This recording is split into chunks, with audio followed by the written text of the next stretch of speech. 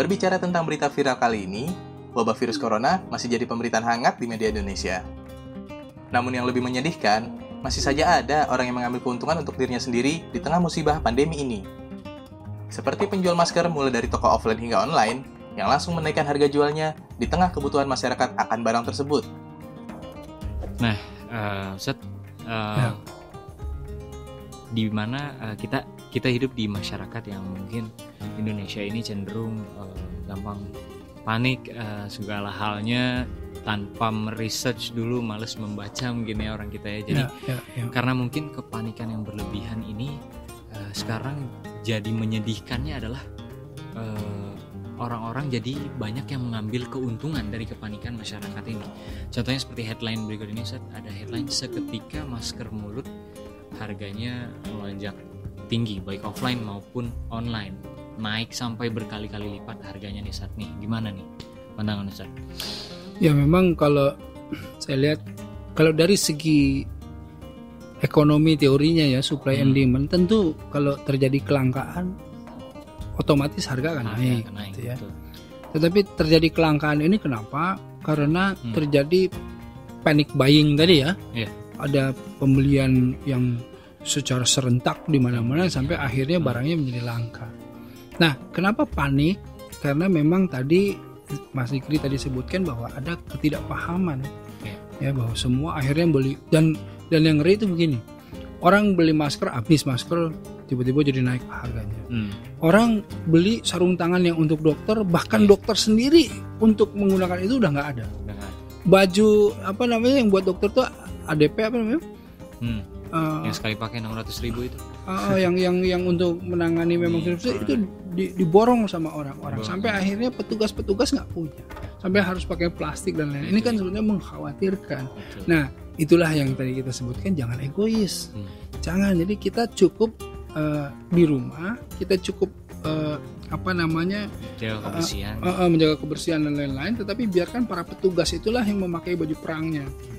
Kebayang nggak kalau misalnya zaman perang gitu, pedangnya, pisaunya, panahnya semuanya dibawa sama orang-orang, tentaranya nggak punya pedang, padahal mereka yang harus berperang kan ini jadi mengkhawatirkan. Nah, itulah yang terjadi ya. Nah, tetapi saya juga ingin mengingatkan untuk para pedagang-pedagang Muslim khususnya ya, janganlah sampai mengambil kesempatan dalam kesempitan. Jadi jangan kemudian yang tadinya kita memang modalnya X gitu, kemudian kita jual ada sedikit keuntungan tidak masalah, tetapi kemudian modalnya X kita jual 10X gitu. Itu kan berarti keuntungannya berlipat ganda pada modalnya sedikit gitu. Mengambil modal yang begini inilah yang kemudian Allah tidak ridho terhadapnya. Apalagi dalam kondisi seperti ini. Apalagi dalam kondisi yang memang ya karena memang kondisinya begini ya, harganya bisa naik gitu. Ini kenapa begini? Kita harus ingat para pedagang Muslim,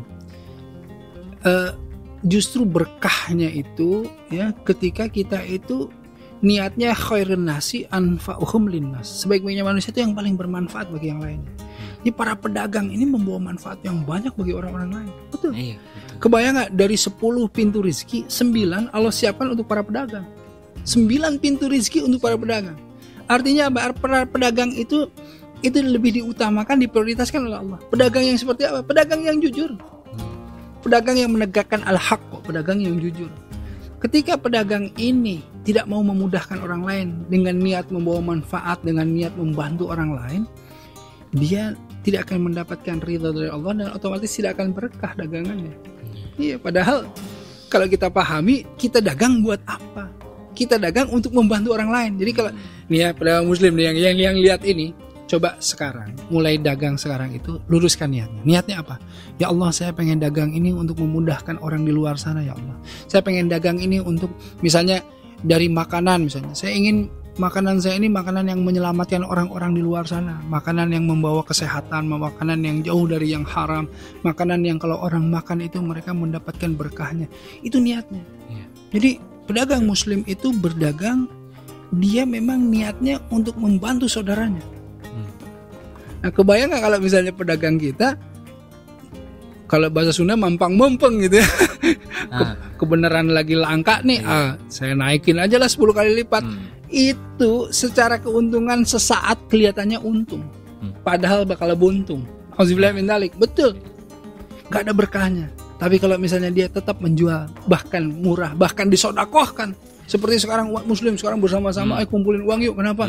Kasihan tuh para para ahli medis yang harus berjaga dan lain-lain. Yuk kita kasih peralatannya, kita kasih ininya, kita bantu duafa dan lain-lain. Itu waduh, pedagang-pedagang itu berkah insyaallah. Sudah banyak ya yang contohin juga ya.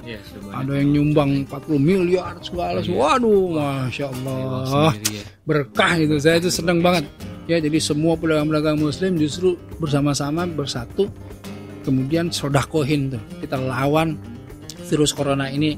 Yang dilapangkan hartanya, ayo sumbangin hartanya.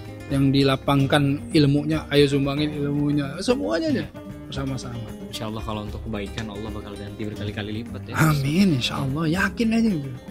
Nah itu dia teman-teman obrolan santai saya dengan Ustaz Erick Yusuf dalam playlist What's Happening Now. Dan buat teman-teman semua yang pengen melihat lagi dan ikutin terus update berita terkini yang dikupas secara santai, jangan lupa klik tombol subscribe-nya dan klik tombol loncengnya supaya kalian gak ketinggalan video-video berikutnya. See you on another video.